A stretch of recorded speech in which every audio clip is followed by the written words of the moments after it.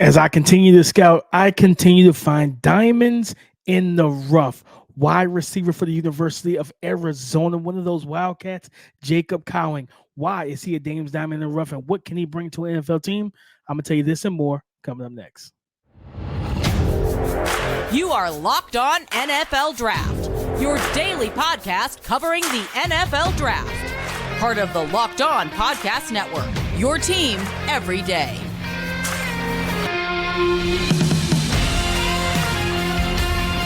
What's up, Locked On family? Welcome to the Locked On NFL Draft Podcast, your daily podcast covering your favorite draft prospects, part of the Locked On Podcast Network, your team every day. Thank you for making Locked On NFL Draft your first listen today and every day. Shout out for being our everydayers. I'm your boy Damian Parson, always on the ones and twos. You can find and follow me on X at DP_NFL. I'm a national scout and a senior draft analyst. And typically, you know, my boy Keith Sanchez is with me, Mr. LSU himself. But anytime I do diamonds in the rough, man, it's just me. It's just me and you, family, talking about prospects that I'm scouting that I really think that you guys should know about. So we're going to get into Arizona wide receiver Jacob Cowing to kick off the show.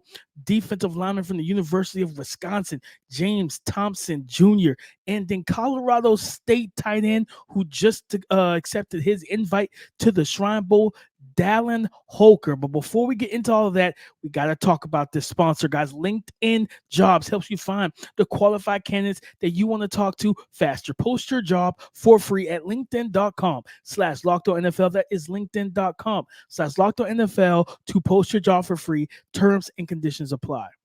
Family, wide receiver Jacob Cowing from the University of Arizona. He spent 3 years, 2019, 2020, and 2021 playing for UTEP. And, you know, you're talking about 550 yards, 691 yards, and then his final season over at UTEP in 2021, 1,300 yards, 7 receiving touchdowns. The guy that plays predominantly in the slot, right? 75% of his snaps come out of the slot, but he does play out wide. They put him in motion. And what I really love about his game, guys, and why for me, again, when I put the tape on, this young man can be an NFL starter, and he can be, to me, a wide receiver 3 for a team. If you're a team that you're set at the X and the Z wide receiver spot, your tight end is set, but you don't have that slot machine, you don't have that run after catch threat, you don't have that guy that can get the yak for your quarterback, that can run the option routes, that can run the shake routes, the quick hitters, and different things of that nature, to where, hey, you know what? They have really good outside corners, that defense we're playing this Sunday, but their nickel corner is suspect. If you don't have a guy that you feel comfortable attacking that portion, that player, and attacking that guy in coverage, Jacob Cowing can do that, especially late day 2, maybe early day 3. You're talking about 3rd, 4th round. You get yourself a stud player, a good player, guys. And this is a young man he has not gotten a lot of fanfare. I believe he's supposed to be heading over to Mobile next month for the Senior Bowl. But, you know, when you look at Jacob Cowing, young man that is listed at 5'11", 175 pounds. I'm going to tell you what he reminds me of in terms of NFL-wise. He reminds me of recently drafted wide receiver to the Indianapolis Colts, Josh Downs. He reminds me a lot of Josh Downs in terms of just tough, gritty, quick twitch, quick footwork, route running, just A+, A type of route running, a guy that knows how to get open, when to get open, and where to get open, right? Finds the soft spots and zones, knows how to free himself from coverage, all right? But now and it's crazy because when you look at his first year, last year, 2022, he was coming off of entering this season, he was coming off of 2 back-to-back years, right? 2021 to UTEP, 1,300 yards, almost 1,400 yards receiving. Then last year, for his first year with Arizona, he caught 7 touchdowns, right? 1,034 yards receiving. Now, what's the crazy thing about it is, it's just the difference in how he's used in this offense compared to what he was using UTEP. UTEP really attacked the feet down the field with him, right? And I'm gonna tell you what I mean by that, because it shows off in the numbers. Okay, 2019 with UTEP, 17.7 yards per catch. 2020 with UTEP, 16.9 yards per catch. 2021, that last year with UTEP, 19.7 yards per catch. But it's dropped due to the offense and quarterback play and everything else, because even when he cracked 1,000 yards for the Wildcats, for the Arizona Wildcats, he was only at last year, he was at 12.2 yards per catch. This year, he did not crack 1,000. Okay. And then he did not hit 9 yards. He was at 8.7 yards per catch. Why? Because they use him as truly a quick option. A lot of pre-snap motion into the flats, quick out routes, speed outs, different things of that nature, crossers and drags, shallow stuff. They wanted to get the ball into his hands quickly. Okay. And I'm all for that. I love that. I love it. Don't get me wrong.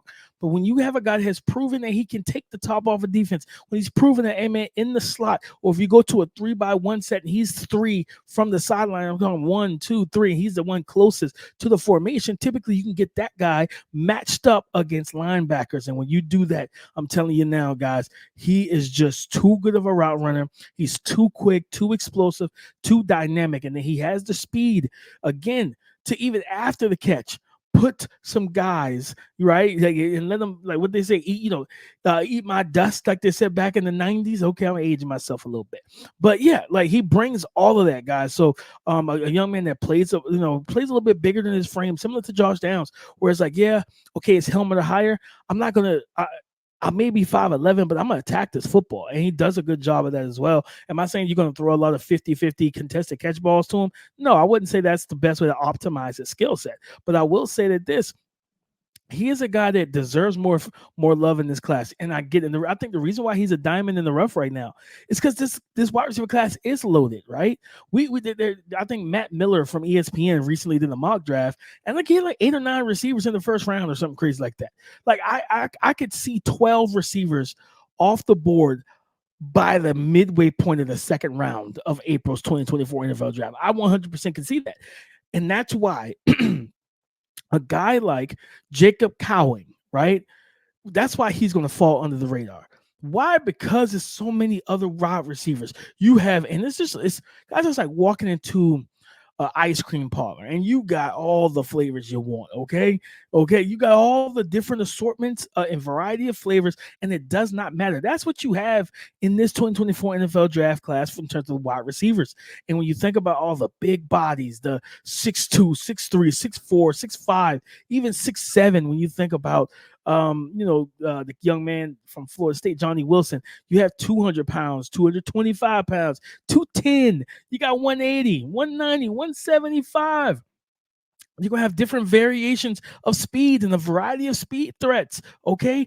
You're going to have, so he's not going to check some of the boxes, the arm length, the height, right? The weight for some of these archaic models that teams use, right? Pay attention to those teams who draft like that, and just pay attention to the success they have. Not all of them have the success. Sometimes you just got to draft good players, right? And have chill vibes, okay? But you need to do those things. So when I look at it like this, guys, it's very simple. Jacob Cowing brings yards after the catch, quick twitch route running, dynamic ability, explosiveness in open field, but he also brings a guy that you can stretch the field with from the slot position, and you get that mismatch, okay? Linebackers, not many linebackers are going to run stride for stride with this young man. That's just the God's honest truth. So when you talk about the number one diamonds on the rough for this episode for me, is Jacob Cowing, wide receiver for those Arizona Wildcats. I can't wait to see him down in Mobile because he's got a chance, right? We saw Jaden Reed, we've seen Tank Dell, we've seen Puka Nacua, we've seen Christian Watson, we've seen Dontavion Wicks. The list goes on over the last 2 years of guys that went to the Senior Bowl, balled out in practice, and made themselves some money at the wide receiver position. And I think Jacob Cowing is the next one lined up with the opportunity to do so. So guys, listen, but no, we're going to switch this thing up a little bit. We're going from the wide receivers and the small 5'11", 175 pounds to a 6'5", 290-pound long arm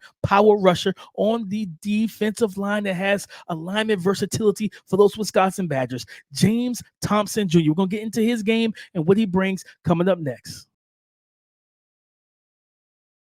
You're hiring for your small business, you want to have as many top tier candidates as possible to interview. That's why you have to check out LinkedIn Jobs. LinkedIn Jobs has the tools to help you find the right professionals for your team faster and for free.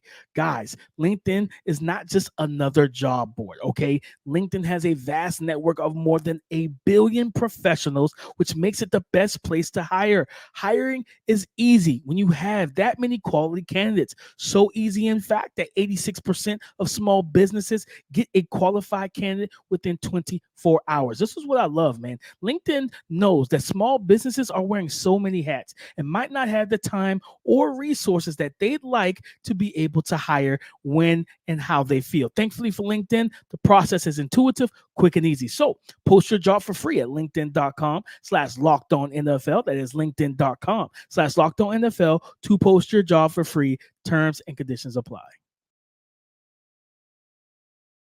Wisconsin Badgers defensive lineman James Thompson Jr. listed as 6'5", 288 to 290 pounds.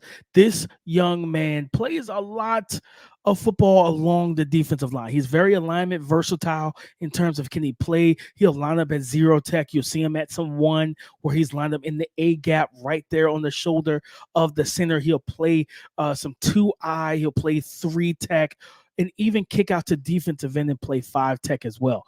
And what I really appreciated when I watched this game is, he looks the legitimate 6'5", 290. And I would not be shocked if his arm or wingspan, his arm length, if his wingspan is like north of 80, but if he has like a 30, like a 35-inch, in terms of arms when they measure them, right? I would not be surprised at that at all, because you see the power, but you see the arm length when he's able to stack or stack and shed guys. When he locks out his arms, he creates separation between him and the offensive lineman, right? Which allows him then to kind of if you've ever been to a practice, you see defensive linemen where they get their hands in on the dummies, they stack, peek, shed, right? You find you stack, right? You peek and locate the football, and then you shed. He does a good job of that, but he also has the power to drive offensive linemen back to a couple steps, 2 to 3 steps into the backfield. And as a former running back, that's something that you hate to see when you taking the handoff and your guard is now retreating because he's getting driven back. But also you see some upside as a passer. Yes, on the season, when you look at the numbers, only 12 true hurries, 2 QB hits, and 4 sacks on the season. He has 20 run stops, so he's very good in the run game and being able to stop stop any type of movement. He's not going to get displaced easy. Okay. Now he's not 305, 310 pounds, right? So is he a ideal candidate to play that 1 and 2-eye in the NFL? Not full time, right? And that's something that, even looking, what they do with him, they use him more on rush downs this season. Wisconsin did, which is a little different. I didn't expect it. They used him more in the passing on the pass rush downs, right? The third downs and stuff like that. They used them more in that department. 235 snaps as a pass rusher, only 161 snaps running the football. Now, some of that could have been the fact that you got Washington State, right, where you have to focus more on the pass than the run. Okay, Illinois is a little different. Ohio State, like stuff like that. And then you think about Nebraska, they try to be disciplined and play, kind of complementary football. But still, yeah, man, you deal with some teams that will throw the football, right? Simple as that. And then they have big body guys like, north of 300 pounds, whereas like he doesn't have to play 45 snaps a game. They had a good defensive line rotation, the Badgers had. But when I look at James Thompson Jr., what he's going to bring to your team is simple, man. Strength, length, power, versatility. A guy that, seems very coachable. He has a hot motor. His effort is not something you can talk up and that you can coach up. You can't charge him up. It's as hard as a coach to get guys to play full speed until the whistle. But James Thompson Jr. is going to do that. Now, is he going to be a guy that's going to have 8 to 10 sacks a season? Maybe not, right? I do think I would like to see him improve his hand counters, right? With his arm length and wingspan at his disposal and being an advantage for him a lot of times, I think he gets off the ball quick, for a near 300-pound man. But I would like to see just some little bit more nuance as a pass rusher, double hand swipe, stab with the long arm over, different things like that, the push-pull technique, kind of the defensive lineman's version of the snatch trap. And a lot of times where you put that offensive lineman on their face and use their inability to run their feet in blocking sequences against them. So when I look at it, and like I said, I'm just being honest with it, I really like his game. And he's a guy that, to me, a lot of people aren't talking about. A lot of people aren't talking about, guys. But I think a lot of people should talk more about him, because guys like this matter in the NFL, right? You think about, okay, if you want to get, you say, okay, what does it look like in terms of putting him on pass rush situations, DP? Well, how can I get him into my NFL defense and I get the best out of him? Okay, well, you have more athletic speed rushers that you can play on the outside, right? You slide him in at 3-tech, in my opinion. You slide him in at 3-tech, and you let that power, you let that arm length, you let that get off and the ability. And I think he's not I wouldn't call him a heavyweight puncher, right? But I think he has strong, heavy hands where when he does land his punches, he can generate enough jolt of energy and power and knockback power to where the offensive linemen feel it. So he's a guy that you kind of want to tell your interior offensive lineman, hey, hands need to be high and tight, baby. Do not have your hands wide, because if he gets his hands latched on the chest plate, on the interior, right there into the chest, if you don't protect your chest, you leave it exposed, and he gets his hands latched, he's going to control you. He's going to move you out the way. He's going to displace you to get into the backfield. He's a guy that I think can just kind of slice and shoot gaps and do a lot of different things for a defense, especially on rundowns. But I do see some upside with him as a pass rusher, because he is, like I said, he has the physical tools to do it. You just got to see where he can get to and how quickly he can win one-on-one at the next level. Isolate him. You got to see it in camp. But this is a guy guys. I watching this tape, man, doing film clip cut-ups, and I'm just like, man, this guy has some impressive moments on tape. He's not going to be the most twitched up, explosive. No, he's not going to do a lot. He's not going to have all of those things, right? But at the same time, man, I think he is a really underrated player and defender in this 2024 NFL draft class. And the crazy thing about it to me is that with the interior D line, I think it's a good group. Honestly, I do think it's a good group. But this is a young man I think that actually could make some money. I think he goes full 5th round. You're thinking to yourself 2 years into it, and you're like, man, this guy does some things, and he's a good player for us, and he's averaging 4 to 5.5 sacks a year, and that is good from an interior defensive line.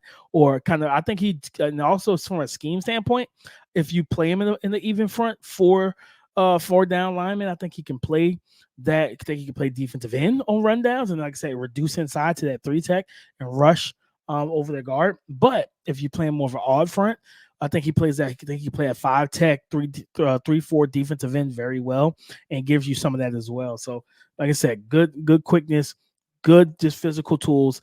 Guy that you got to keep your eyes on, because I'm excited about him, and I'm going to talk about him more and more as we get closer to the 2024 NFL draft. But guys, I got to close this thing up with another pass catcher, tight end from Colorado State. If you were like me and you stayed up to like 2-3 o'clock in the morning, that Saturday, what Saturday I'm talking about, Shedeur Sanders, Coach Prime, Colorado versus Colorado State. You saw this tight end, Dallin Holker, have himself a day. So we're going to talk about the Colorado State tight end who's going to the Shrine Bowl coming up next. As the weather continues to get colder, guys, the NFL offer stays hot on FanDuel, America's #1 sportsbook.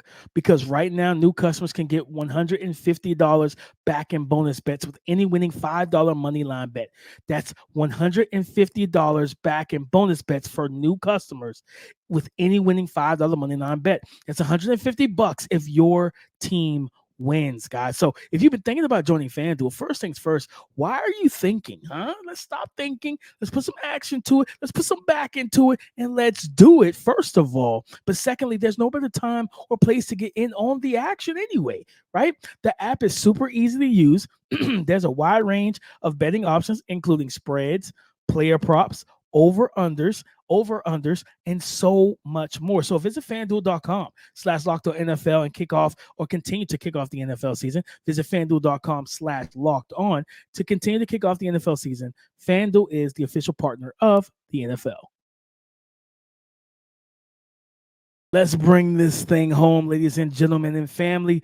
Again, Colorado State tight end Dallin Holker, right? I'm Dallin Holker, listed at 6'5", 235 pounds. And for some reference, rookie tight end for the Detroit Lions out of Iowa, Sam Laporta, is listed at 6'3", 245 pounds. So just a little bit of context in terms of size.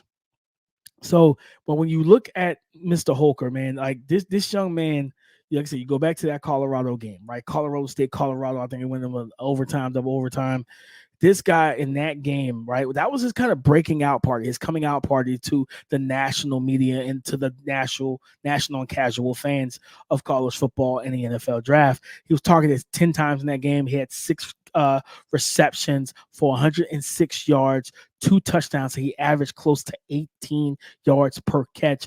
This is a guy that, like, he plays in line, but he's going to be more of, to me, in terms of NFL projection, I project him to be more of a tight end too, where, like, now don't get me wrong, I think that he could be a tight end, it depends, right? Like a low, not a high-end tight end one, but a kind of a good starting caliber tight end, right? Where he does a lot of different things. He plays in line. He'll line up in the slot. He'll go out wide. And he's got a good athleticism. I think he's an older prospect, 23, 24, or somewhere in there. So you kind of have to worry about that, right? So you got to ask the question, is he capped in terms of his potential and his ceiling?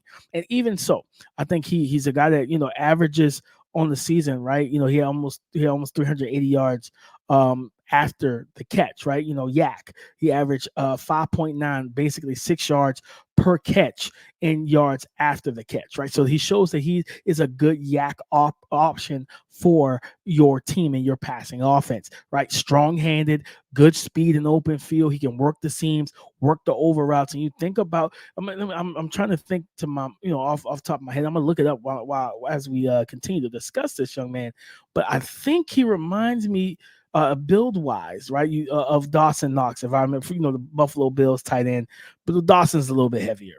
Dawson's just at 250, I believe, 254, but 6'4", 254. So he's an inch shorter, if the 6'5" is legit, but he's about 20 pounds heavier. But still, like, a good athlete, a guy that you can put in a slot, put in tight bunch situations and bunch sets. He could be the point of the bunch set and really get him matched up against even some nickel corners, because he is a bigger body, and like I said, 6'5", almost 230. He's about 235, almost 240. So height, build, he's got a compact frame, he's strong, right? Strong-handed as well. I think there was a play in that game where he caught a quick shallow cross and he actually fought through a tackle, and then you saw the open field speed where he then took it the rest of the way for the touchdown, for a house call and everything. I think it was like from maybe a 30-yard, like, it wasn't a 60 or 70-yarder, but still, he has good speed, in my opinion, in the open field once he opens that stride, and the big boy could pick him up and put him down.